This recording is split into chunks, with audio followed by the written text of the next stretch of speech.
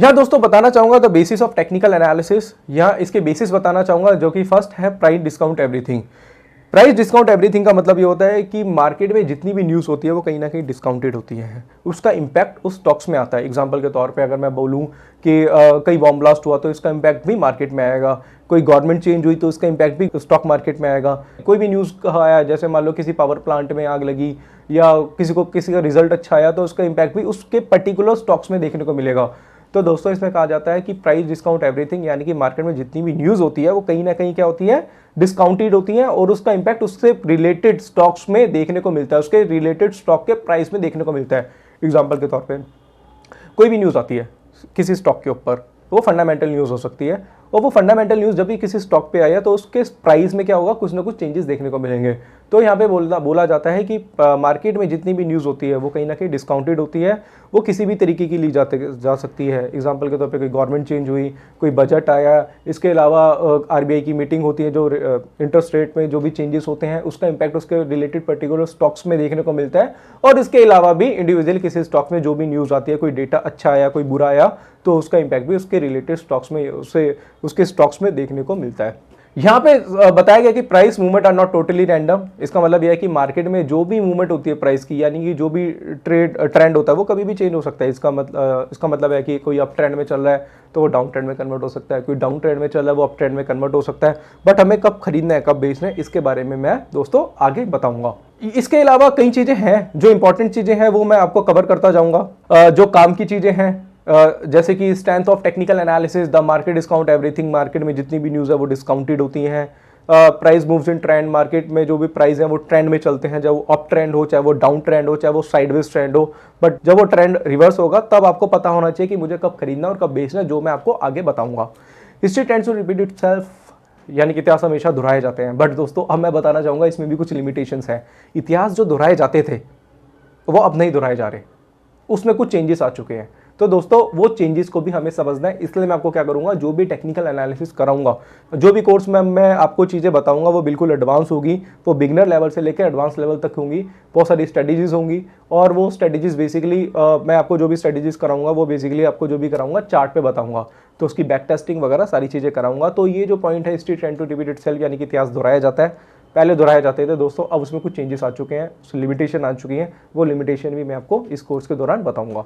अब दोस्तों बात करूंगा वीकनेस ऑफ टेक्निकल एनालिसिस के बारे में। वीकनेस होती है इसकी, अब लोग कहते हैं कि टेक्निकल एनालिसिस है। अब आप देखेंगे कि बहुत से ऐसे एनालिस्ट हैं जो टीवी पे आके न्यूज़ देते हैं, ठीक है, अगर उनकी न्यूज़ कई बार फेल हो जाते हैं तो आप कहते हैं टेक्निकल एनालिस्ट ने न्यूज़ दी थी और वो फेल होगी, या एक एनालिस्ट है बहुत अच्छी न्यूज़ देता है, कोई एनालिस्ट बहुत बुरी न्यूज़ देता है बट इसमें बहुत ज़्यादा वीकनेस है। कोई आप कहते हैं कई बार कई बहुत सारे ऐसे बड़े बड़े एनालिस्ट हैं जो टीवी पे आके चैनल्स पे आके न्यूज़ देते हैं, या बहुत से ऐसे कई जगह आपको कॉल्स मिलती हैं, बहुत से ब्रोकर आपको न्यूज़ वगैरह देते हैं, यानी कि कोई कब खरीदना है कब बेचना है, जो कॉल्स होती है ना दोस्तों।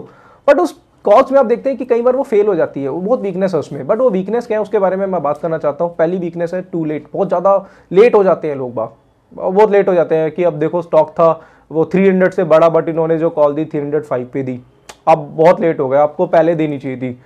बट दोस्तों होता क्या है इसमें ना, हम जो एक एनालिस्ट होता है वो कंफर्मेशन के साथ ट्रेड लेता है। कंफर्मेशन क्या होती है बताता हूँ, कि जब वो 300 तक आया स्टॉक, जब वो 300 से अपना ट्रेंड उसने चेंज करा, जब वो चेंज कर रहा है, जब वो चेंज करा तब उसमें क्या करते हैं, बाइंग या सेलिंग की कॉल देते हैं। वो मैं आपको आगे बताऊंगा होता क्या है ये सारी चीजें। हम उसमें जब देते हैं जब ट्रेंड चेंज हो रहा है, बिल्कुल बॉटम पे या टॉप पे बाय या सेल नहीं होता, जब ट्रेंड चेंज होता है टॉप से अगर वो रिवर्स हो रहा है तो हम उसमें सेल कॉल देते हैं। जब वो बॉटम से रिवर्स हो रहा है अप ट्रेंड की तरफ, तब उसमें हम बाय कॉल देते हैं। तो बॉटम और टॉप कोई भी नहीं पढ़ सकता, जब वो चेंज हो रहा है। एग्जांपल के तौर पे 300 का स्टॉक है, 300 से नीचे आया, जैसे ही वो नीचे आया 298 आया, हमें लग रहा है कि और ज़्यादा नीचे गिर सकता है, तो हम 298 पे सेल करेंगे। 300 पे कोई सेल नहीं कराता दोस्तों। तो टॉप और बॉटम पकड़ना बहुत ज़्यादा मुश्किल है। बिल्कुल टॉप और बॉटम का मतलब हो गया बिल्कुल पीक हाई और पीक लो।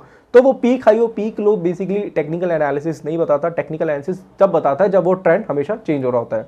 दूसरा है इसमें ऑलवेज अनदर लेवल, हमेशा दूसरे लेवल होते हैं। अब कई लोग ये बोलते हैं कि अगर निफ्टी है 11,000 तोड़ेगी तो 11,500 आएगी, 11,500 तोड़ेगी तो 12,000 जाएगी, 10,500 तोड़ेगी तो 10,000 होगी। तो कई बार एनालिस्ट क्या करते हैं, अपने लेवल्स देने लग जाते हैं।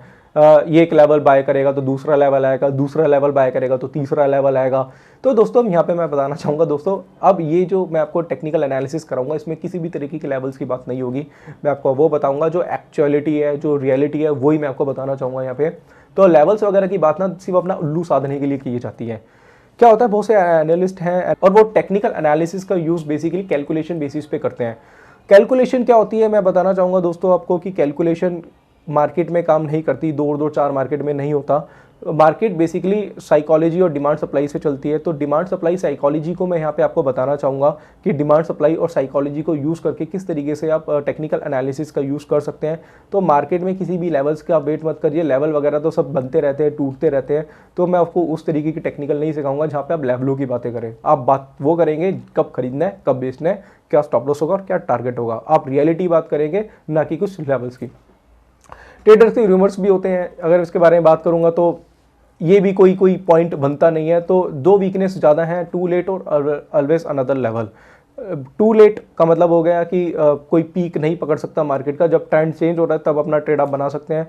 और अनदर लेवल का मतलब होता है कि मार्केट में लोग कई बार लेवल्स की बातें करते हैं, बट मैं आपको उस तरीके का टेक्निकल नहीं सिखाऊंगा जहाँ पे आप लेवल्स की बातें करेंगे। मैं आपको वो टेक्निकल सिखाऊंगा जहाँ पे आप बताएंगे कि कब खरीदना है, कब बेचना है, स्टॉप लॉस और टारगेट के साथ। फंडामेंटल एनालिसिस के बारे में जैसे आपको बता दिया, डिफरेंस बता देता हूं टेक्निकल एनालिसिस और फंडामेंटल एनालिसिस में। टेक्निकल एनालिसिस क्या होता है, जब हम प्राइस और वॉल्यूम की स्टडी करते हैं, बट उसके लिए हमारे पास डेटा होना चाहिए और हम पुराने डेटा को देख के हम क्या करते हैं, इतिहास देख के उसका फ्यूचर प्रिडिक्ट करते हैं। बट फंडामेंटल एनालिसिस इससे बहुत ही ज़्यादा डिफरेंट है। उसका मतलब क्या होता है कि फंडामेंटल एनालिस्ट क्या होता है कि वो बेसिकली क्या करता है, वो कंपनी को पढ़ता है और कंपनी की स्टडी करता है, उसकी loss profit sheet, balance sheet, ये सारी चीज़ों को स्टडी करके बताता है कि कंपनी आने वाले टाइम पे इसका रेट क्या हो सकता है। बट उसके लिए भी दोस्तों आपको टेक्निकल आना चाहिए, क्योंकि फंडामेंटल एनालिस्ट भी अगर वो बाय सेल करेगा तो वो तो प्राइस को बाय सेल करेगा, कंपनी को बाय सेल तो नहीं करेगा। तो उसके लिए दोस्तों आपको टेक्निकल एनालिसिस अच्छी तरीके से आना चाहिए। Technical analysis good for swing trading and short term trading. Technical analysis basically swing trading और शॉर्ट टर्म ट्रेडिंग के लिए यूज़ की जाता है। मैं जैसे आपको पहले ही बताया था, स्विंग ट्रेडिंग क्या होती है कि आप बॉटम पे बाय करते हैं, टॉप पे सेल करते हैं, बॉटम पे बाय करते हैं, टॉप पे सेल करते हैं। बट फंडामेंटल एनालिस्ट एक लॉन्ग टर्म के लिए अपनी पोजीशन बनाता है, 2 साल, 3 साल, 4 साल के लिए। और बहुत से ऐसे एनालिस्ट होते हैं जो 10 दिन, 15 दिन के लिए भी अपनी पोजीशन बनाते हैं। But fundamental analyst swing trading नहीं करता। और ये जो कोर्स अपने बनाया है बेसिकली स्विंग ट्रेडिंग के लिए बनाया है कि कब आपको बाय करना है, कब आपको सेल करना है।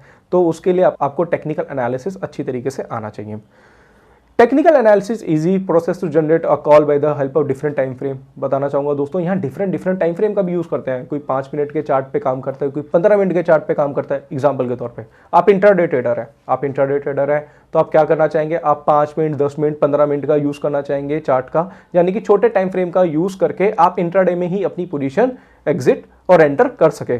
मगर फंडामेंटल एनालिस्ट क्या करता है, एक लॉन्ग टर्म का एक प्रोसेस है, वो लॉन्ग टर्म के प्रोसेस को समझ के अपना जो ट्रेड है वो लॉन्ग टर्म के लिए बनाता है। यानी कि कहने का मतलब ये होता है कि टेक्निकल एनालिस्ट क्या करता है, स्विंग ट्रेडिंग करता है। कब वो बाय करता है, फिर सेल करता है, फिर बाय करता है, फिर सेल करता है।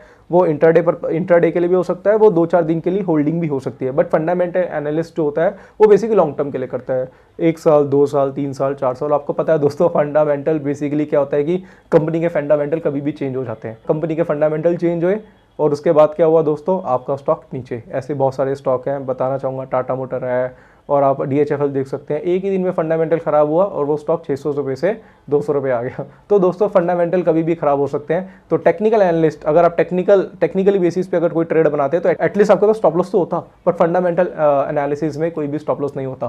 फंडामेंटल एनालिसिस के मैं खिलाफ नहीं हूँ, बट मैं बताना चाहूँगा कि अगर आपको फंडामेंटल भी आता है अच्छी तरीके से तो भी आप टेक्निकल को समझिए, क्योंकि टेक्निकली आपको बताएगा कि कब खरीदना है, कब बेचना है और क्या उसका स्टॉप लॉस होगा। Technical analysis universal applicable, we need only price data.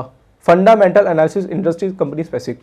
Technical analysis universal है दोस्तों। अगर आप टेक्निकल एनालिसिस यहाँ पढ़ते हैं या कनाडा में पढ़ते हैं, US में पढ़ते हैं, सेम चीज़ें होती हैं।